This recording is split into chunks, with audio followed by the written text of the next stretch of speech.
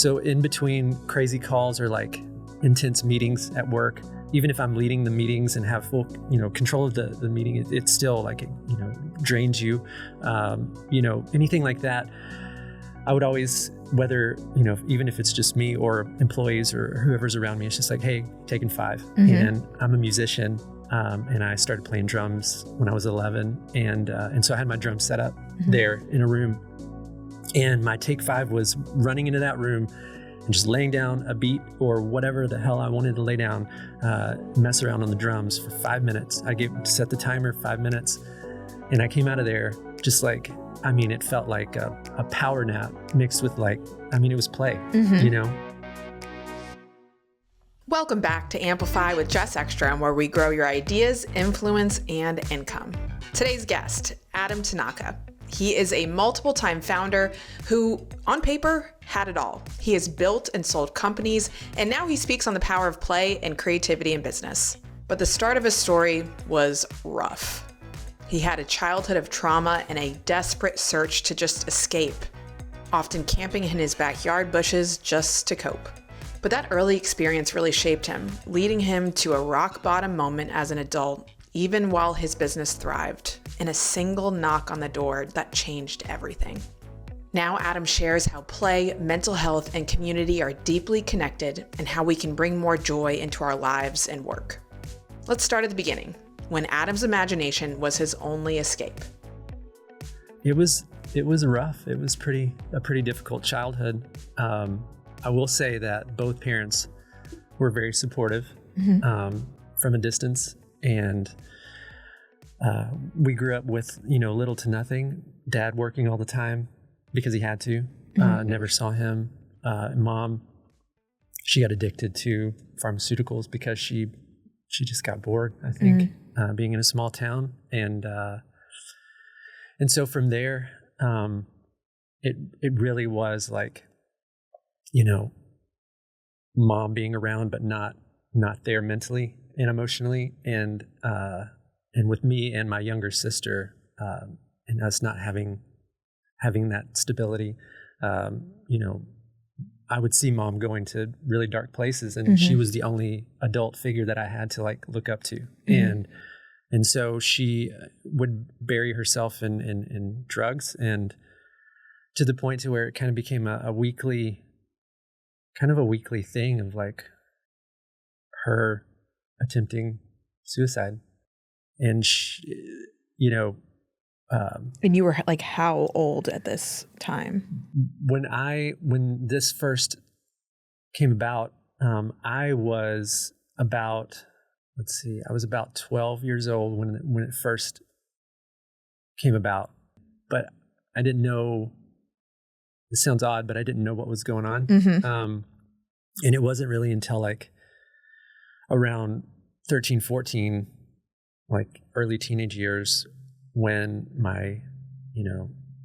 when I started realizing oh my gosh, this has been a thing. And, to the point to where it's 15 years old and she gives me a call at nighttime, cause her and my dad had divorced by then, and she was living in her own little trailer, and she gave me a call just talking out of her mind, and I felt something was up. So I kind of ran over because she wasn't far away.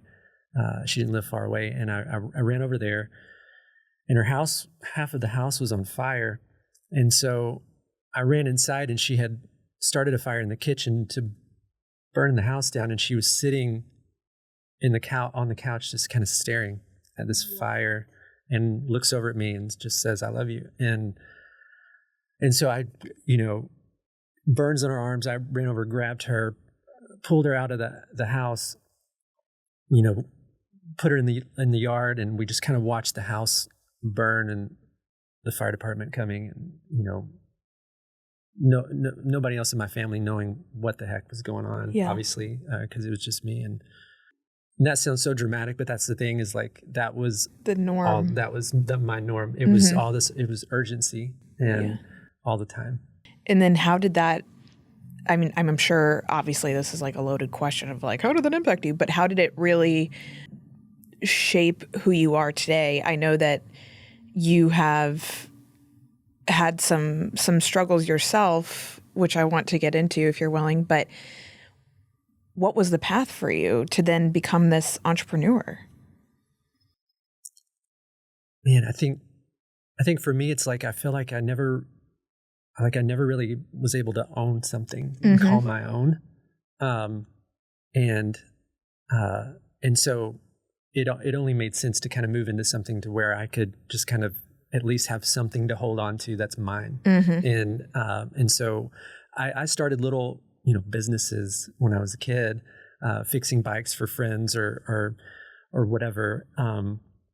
But into adulthood, like that childhood trauma was sneaking its way back in through pretty subtle, like very subtle, with employees and being that rescuer for them. And like, if they're going through, or like, they're crushing the business and losing money, the business, it's like, no, I know they got it in them. Like, I'll help almost them. hanging on too long, or yes. Yeah. Like giving them benefit of the doubt over and over when truly it's like cut the cord. Yeah. But it's like, no, I can rescue them. I can fix them. Wow. And it was like that in every relationship I had. It's like I was looking for that like problem in somebody. So it's like, okay, what can I do to be the person that can fix them? And almost, I remember you telling me like anything good that was happening, waiting for the problem. Yes. Even when your company got acquired. Oh yeah. Yeah. Like the dream, right? Right. Yeah. That's the dream of any founder's acquisition. But it's like, okay, nobody move. Something can happen. Yeah. And your lifeline in a lot of this is, play and adventure. And you have a kids brand, and it again, you're not like what meets the eye. And with your story, and you want people to play more at work, in life. Tell me why that's important to you and why you have made that your mission as a speaker. I think it goes back to childhood of waiting for that kind of permission from an adult so that I could play, but that permission was never there. You told me you would go camping in your bushes, which literally my heart, I just want to wrap Adam in a blanket and say, I'll play with you, because that's just that. Yeah, that was my escape. I mean, if something was going down in the house, like I grabbed my little backpack. I'm pretty sure it had Ninja Turtles or dinosaurs on it, and I would toss some like cheese slices in there, and I would go hide in the bushes by the house and just kind of pretend I'm far away, and everything was going to be okay. And that kind of, again, like as an adult, it took truly like me getting to a point in my business, like the first 6 years of my first company, to hit rock bottom, like the darkness, to understand, like to start understanding childhood trauma and really getting the tools to pull yourself out. And that tool was play for me. And it was a therapist that helped you realize some of like the inner child work around that you didn't have permission to play. Can you tell me a little bit about that? Yeah. So it was a really significant, pivotal moment when we were working together, and he set up an empty chair in front of me, and on the card in the chair it said, Kid Adam. And then I was sitting in the chair across from him, and he said, I want you to have a conversation with Kid Adam, but I'm going to help, facilitate this. And so he was like, I just want you to right now tell Kid Adam how proud you are of him, and also about how, it's hard right now for you and you understand, but things are going to get better and things are going to get brighter. And I think what was supposed to take like a 15-minute conversation took like an hour, because I was just bawling my eyes out. And that was a moment, that was an eye-opening moment for me. Yeah.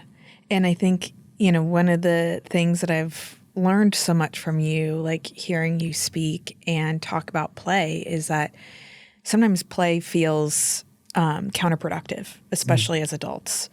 And I mean, I'll be honest, with my kids, I know that I want to like relish this moment of building, doing blocks and all this stuff. And sometimes I'm like, but I have things to do. I can't, like, my daughter wanted me to slither like a snake with her this morning on the hardwood floor. I'm like, I just got dressed. Like, I'm going to go film this podcast. But I do it and then I feel better. And I'm like, oh, that was really fun to slither like a snake. Or I really liked building blocks, but it's my kids that are bringing it out of me. Your point of view is like, no, let's like bring Legos into the boardroom. Let's, have a conversation while we're playing Uno. What is it about this like directionless point of play that's important to bring into workplace culture or just entrepreneurship in general? Why? I mean, you said it best. We were talking yesterday, like we're so like we're thrown so much productivity hacks and stuff. Cold plunge, sauna, yeah. All the stuff like wake up and drink 32 ounces of water and then go cold plunge, and then it's like, gosh, okay, if I don't do this, what happens?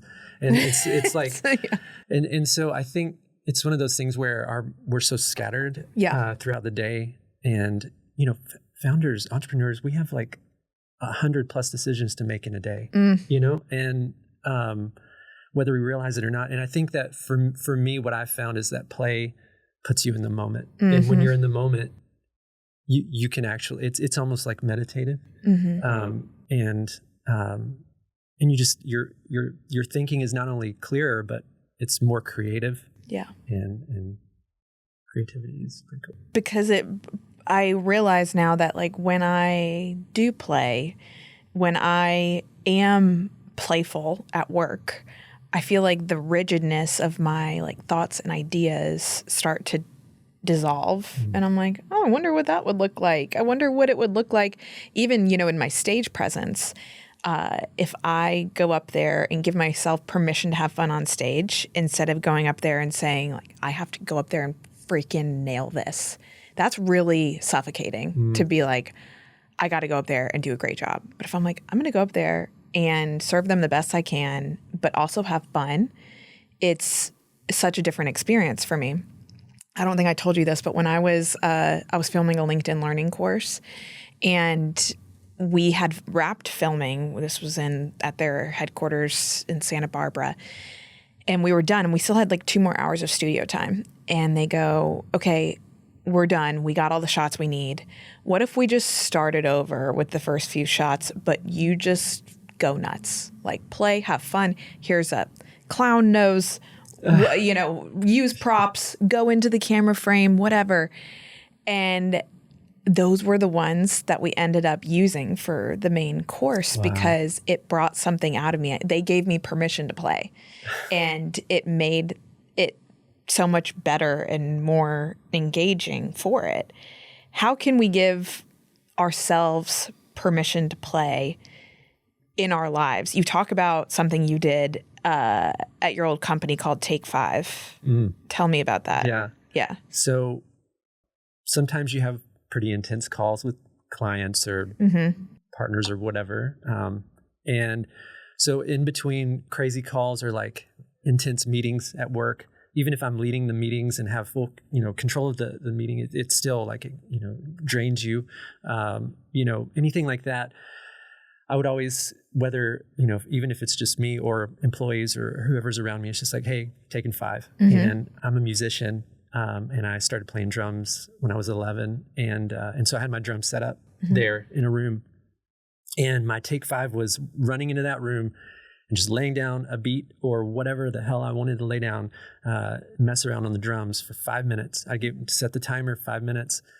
And I came out of there just like, it felt like a power nap mixed with like, it was play, and it put me in the moment. I wasn't focused on anything business related, personal related. It was just me and the drums. And yeah.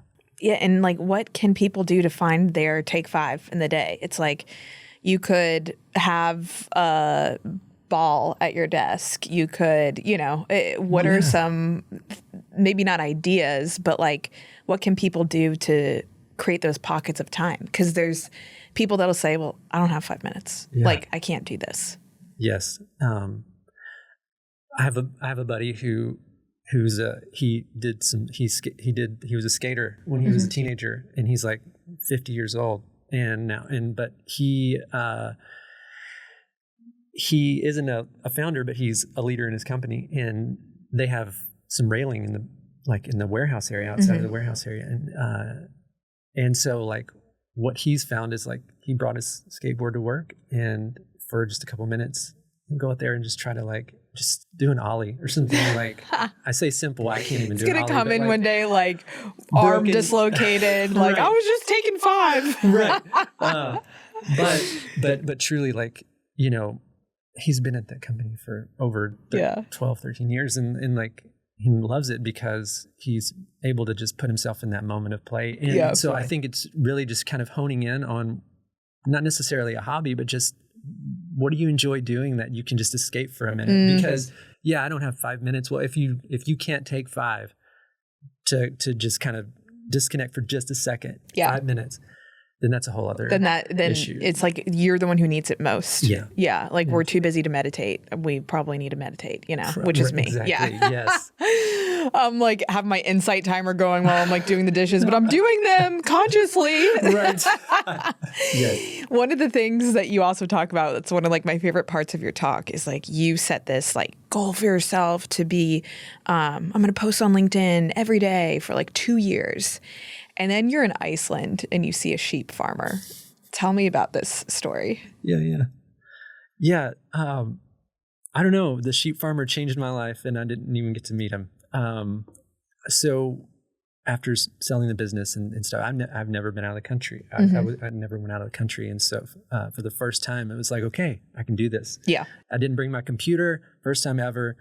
Did it. I think it was like the 6th or 7th day we were in Iceland. We were driving this back road, mountain on one side, ocean on the other. And there was this sheep farmer walking from his house to this hay bale or something.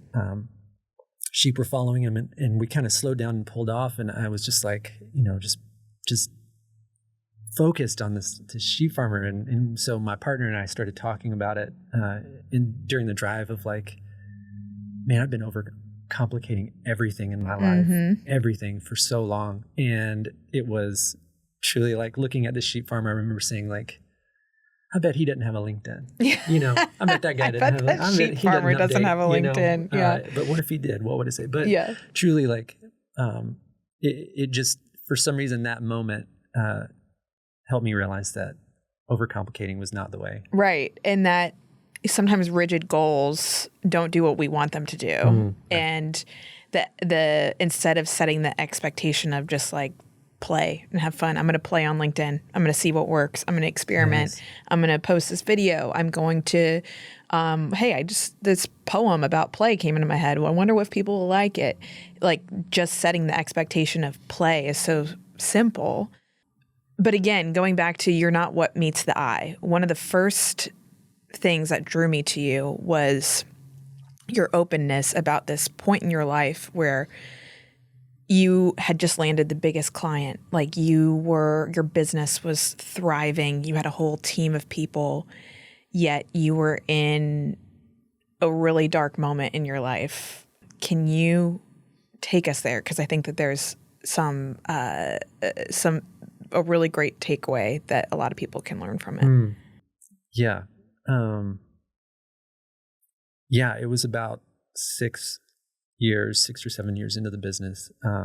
I was making more money than I ever made in my entire life. I was able to buy my first house with it. Like, I had a ton of people around me who were friends and supporters and stuff, but it truly was like, working nonstop, buried in my business, and never taking breaks, and it just caught up with me.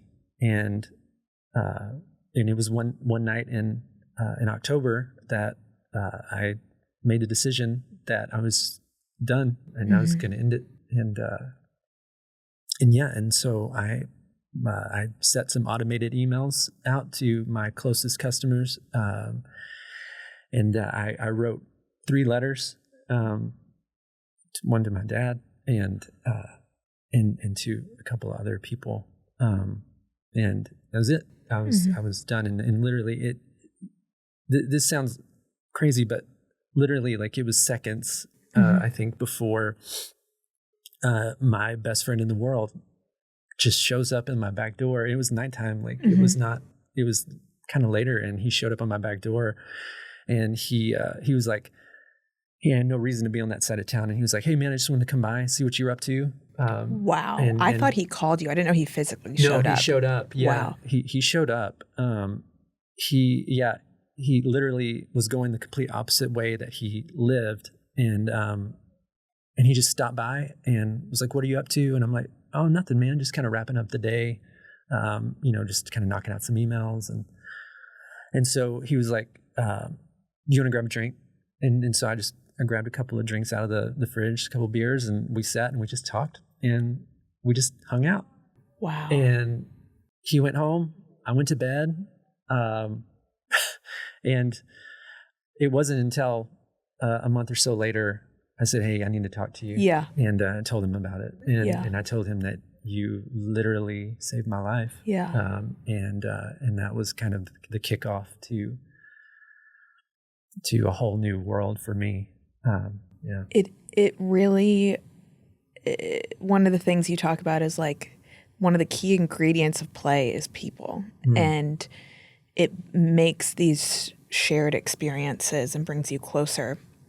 And from this moment, you created this framework that you now use that has helped so many people that you've told them about. And it is like once a month, once a week, and once a day. Can you tell us what that is for our listeners? Yeah. Yes, absolutely. So yeah, from that moment on, it was like, you got to have people around you. And what I found is that there are so many people at the ready to support you. How can I help, lighten your load? But it's truly like, I feel like it's kind of rare for people to want to celebrate with you. Like, hey, I just landed this big client. Cool, let's go do the thing. Yeah. And so it's like, what can I do to kind of keep that momentum going and just kind of at least help me up here, kind of keep moving. And so what I found is, and it took a lot of trial and stuff, but once a month, I call a friend, a family member, a founder friend, and we just deep dive for an hour on the phone, just whatever topic we want to talk about, whether the other person's just listening the whole time or both of us are kind of riffing, and we just deep dive on something that we've been struggling with or celebrating, and then once a week, I get in front of two people, physically in real life. I sit with two people, with one person at the beginning of the week, one at the end. And we just have a conversation, friend, family member, founder, whatever, mentor.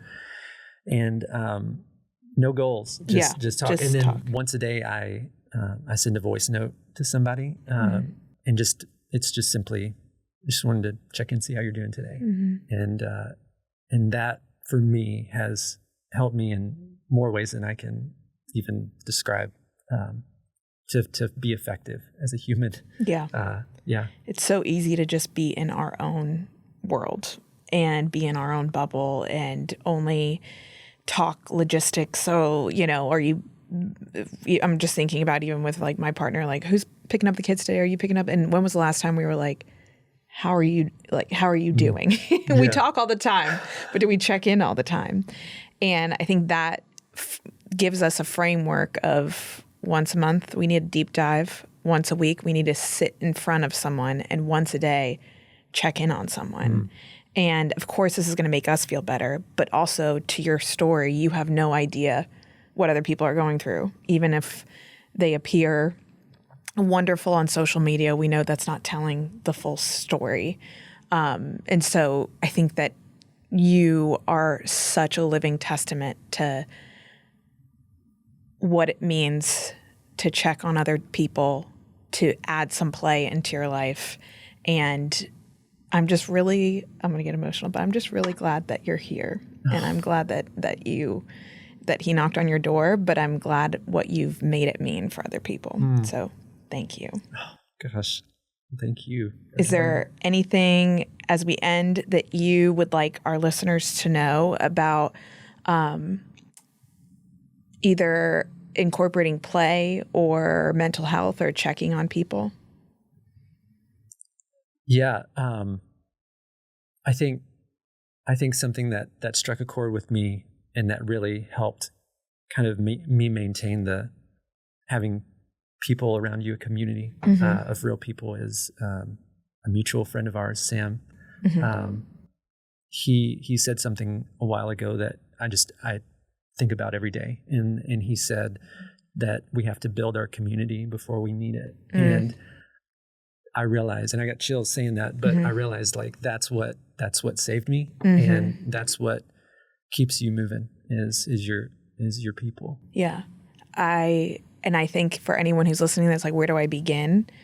I think your framework, what did we say we were going to call it? Community tag. Community tag. Yeah. Once a month, a deep dive. Yeah. Once a week, sit in front of someone. Once a day, send someone a voice note. Yeah. I love that. 2 seconds. Yes. Where can people find you who want to connect with you or book you to speak or follow along? And look at your kids brand. Oh, yeah. Kids brand is cavehousesupply.com. And you can check some cool stuff out there. You can find me at adamtanaka.com. Or you go to my LinkedIn as well, and would love to have a conversation. Yeah, awesome. Yeah. Thanks, Adam. Yeah, thank you so much. Thanks for listening to Amplify. If you're a fan of the show, show us some podcast love by giving us a rating and review. This episode is brought to you by Mic Drop Workshop, where you can learn how to become a better speaker, how to land paid speaking gigs, and become a keynote speaker. This episode was edited and produced by Walk West. I'm Jess Ekstrom, reminding you that you deserve the biggest stage, so let's find out how to get you there. I'll see you again soon.